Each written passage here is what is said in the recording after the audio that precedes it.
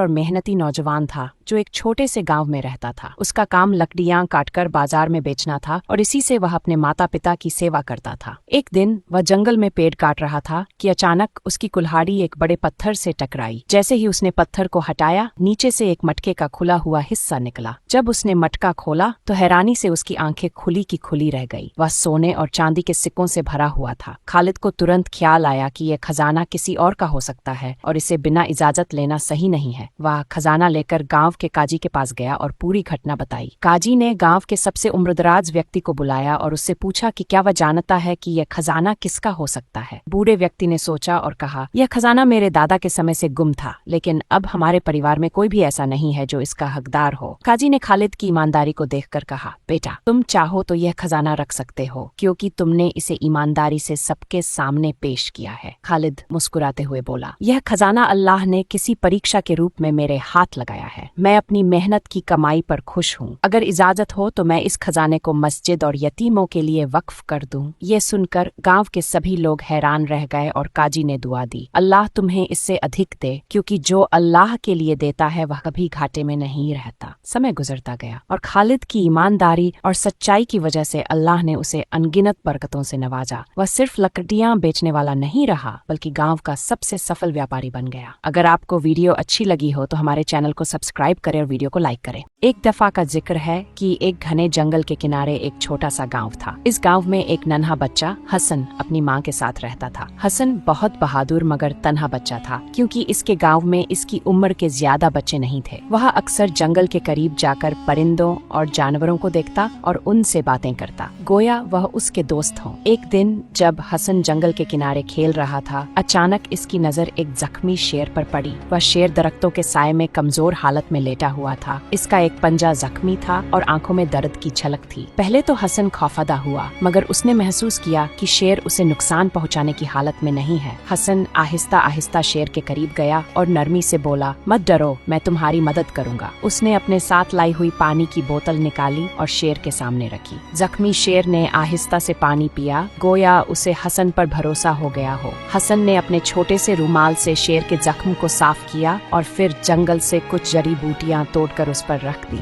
जो इसकी माँ ने उसे सिखाई थी। कुछ दिनों तक हसन रोजाना आकर शेर की देखभाल करता। वह उसे खाने के लिए गोश्त लाता जो इसकी माँ खाने से बचा देती, और शेर भी आहिस्ता आहिस्ता ठीक होने लगा। चंद हफ्तों में शेर बिल्कुल सेहतमंद हो गया और अपनी पूरी ताकत वापस हासिल कर ली। मगर इसके दिल में हसन के लिए एक खास जगह बन गई थी। अब हसन और शेर के दरमियान एक गहरी दोस्ती हो चुकी थी। हसन उसे बादशाह कहकर पुकारता था और बादशाह हमेशा इसके साथ खेलने के लिए जंगल के किनारे आता। वह दोनों दौड़ लगाते। हसन बादशाह के नरम बालों पर हाथ फेरता और बादशाह अपनी बड़ी आंखों से हसन को प्यार से देखता। एक दिन गांव में खतरा आ गया। कुछ लुटेरे गांव में दाखिल हुए और लोगों से अनाज और कीमती चीजें छीनने लगे। सब लोग खौफदा हो गए। हसन की माँ ने उसे अपने पास छुपा लिया, मगर हसन को गांव वालों की फिक्र थी। वह दौड़कर जंगल में गया और बादशाह को बुलाया। बादशाह ने हसन के चेहरे पर खौफ देखा तो फौरन समझ गया कि कुछ गलत हो रहा है। बादशाह गर्राया और अपनी पूरी ताकत के साथ गांव की तरफ दौड़ा। जैसे ही लुटेरों ने एक बड़े खौफनाक शेर को अपनी तरफ आते देखा, वह सहम गए। बादशाह ने गर्जदार आवाज में दहाड़ मारी, जिससे पूरा गांव गूंज उठा। लुटेरों ने अपनी जान बचाने के लिए फौरन भागना शुरू कर दिया। कुछ को गांव वालों ने पकड़ लिया और बाकी हमेशा के लिए वहां से भाग गए। जब सब कुछ ठीक हो गया तो गांव के लोग हैरान थे कि ये शेर हसन का दोस्त कैसे बन गया। हसन ने सबको बादशाह के बारे में बताया और वह सब शेर की बहादुरी और हसन की नेकदिली पर हैरान रह गए। गांव के बुजुर्गों ने फैसला किया कि बादशाह को जंगल में रहने दिया जाए, मगर वह हसन और गांव के सब लोगों का मुहाफिज बन गया।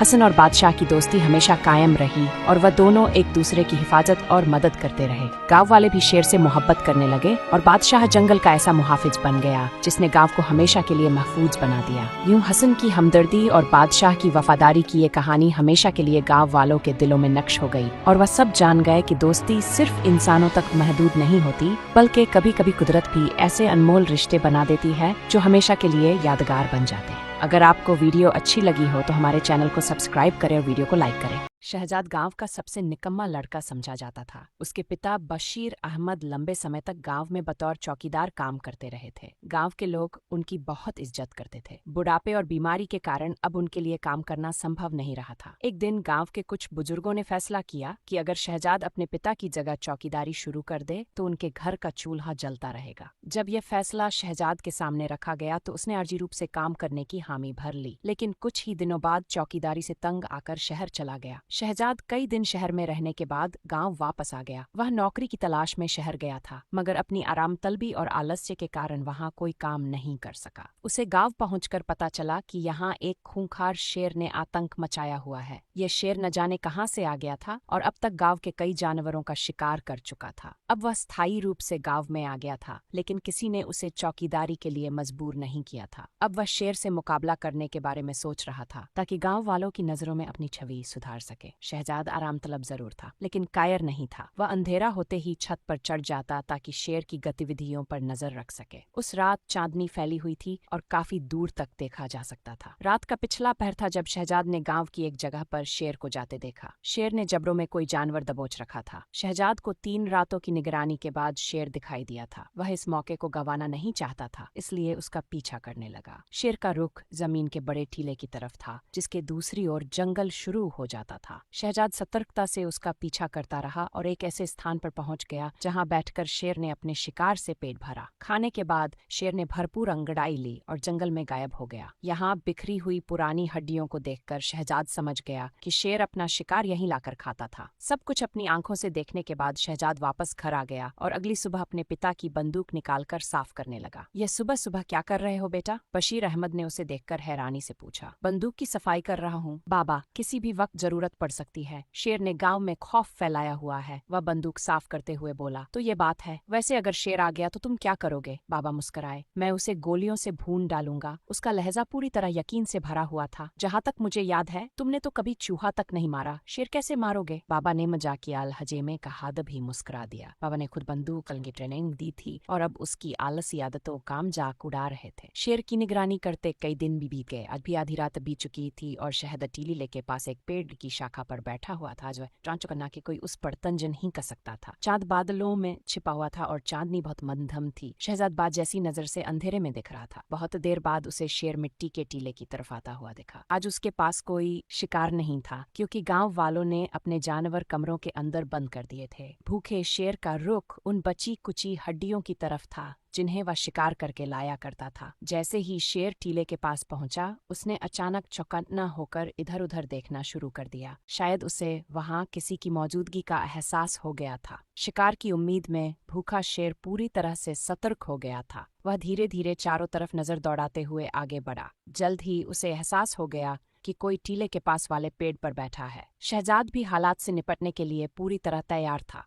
उसे शिकार का कोई अनुभव तो नहीं था, लेकिन अब पीछे हटना भी मुमकिन नहीं था। उसने शाखा पर बैठे बैठे बंदूक सीधी की और शेर की दोनों आंखों के बीच उसकी खोपड़ी का निशाना साध लिया। अब वह शेर के और करीब आने का इंतजार कर रहा था। जैसे जैसे वह खूनी दरिंदा आगे बढ़ रहा था, शहजाद के दिल की धड़कनें तेज होती जा रही थीं, लेकिन उसे अपने होश हवास पर काबू रखना था। जैसे ही वह और करीब आया, शहजाद ने बंदूक का ट्रिगर दबा दिया। इलाका दूर दूर तक फायर की आवाज से गूंज उठा। घोंसलों में सोए हुए परिंदे घबराकर शोर मचाने लगे। वह शाखा जिस पर शहजाद बैठा था ज्यादा मजबूत नहीं थी। फायर करते ही जब उसके शरीर को बंदूक से झटका लगा तो शाखा तने से अलग हो गई और शहजाद अपना संतुलन खोकर जमीन पर जा गिरा। ऊंचाई से गिरने की वजह से उसकी टांग पर गहरी चोट आई थी। बंदूक उसके हाथ से छूटकर जमीन पर जा गिरी थी। वह घायल टांग पकड़कर दर्द से कराहने लगा। खतरा अब भी मौजूद था। शहजाद ने गर्दन घुमाकर शेर की तरफ देखा तो उसके शरीर में डर की एक लहर दौड़ गई। गोली उसके सिर की बजाय शेर की टांग में लगी थी और वह दोबारा हमला करने की तैयारी कर रहा था। समय बहुत कम था। शहजाद ने जल्दी से बंदूक उठा ली और दोबारा लोड करके फायर कर दिया, लेकिन अब बहुत देर हो चुकी थी। शेर उस पर हमला करने के लिए लंबी छलांग लगा चुका था। चारों तरफ एक बार फिर फायर की आवाज गूंज उठी। इस बार शहजाद की चीख भी इस शोर का हिस्सा थी। गोली की आवाज सुनकर बशीर अहमद की आंख खुली तो वह हड़बड़ाकर उठ बैठे। उन्होंने लालटेन की रोशनी में देखा तो शहजाद बंदूक समेत गायब था। बेटे का ख्याल आते ही उनका कलेजा मुंह को आ गया। वह लाठी के सहारे चलकर घर से बाहर निकले। गांव के बाकी लोग भी वहां जमा हो गए। जल्द ही नौजवान बैलगाड़ियों पर सवार होकर टीले की तरफ रवाना हो गए। सबका आवाज वहीं से आई थी। जब वे टीले के पास पहुंचे तो वहां का नजारा देखकर सबके मुंह आश्चर्य और खौफ से खुले रह गए। खून में लथपथ शेर पेड़ के पास पड़ा हुआ था, जबकि शहजाद का आधा शरीर उसके नीचे दबा हुआ था। शहजाद की पकड़ अभी बंदूक पर मजबूत थी। कुछ नौजवान तेजी से आगे बढ़े और मरे हुए शेर को घसीटकर शहजाद से दूर कर दिया। शहजाद की टांग बुरी तरह जख्मी थी। वह सदमे की हालत में बेहोश था। लोग उसे गांव के हकीम के पास ले आए और उन्होंने उसका इलाज शुरू कर दिया। जल्द ही शहजाद को होश आ गया। वह हैरानी से अपने आसपास जमा लोगों को देखने लगा, जो जिंदगी में पहली बार उसे बुज़दिल और निकम्मा नहीं बल्कि बहादुर कह रहे थे। आज बशीर अहमद का सिर भी गर्व से ऊंचा था। वक्त ने उनके बेटे को गांव का सबसे बहादुर नौजवान साबित कर दिया था, जो उनके लिए एक बहुत बड़ा सम्मान था। अगर आपको वीडियो अच्छी लगी हो तो हमारे चैनल को सब्सक्राइब करें और वीडियो को लाइक करें।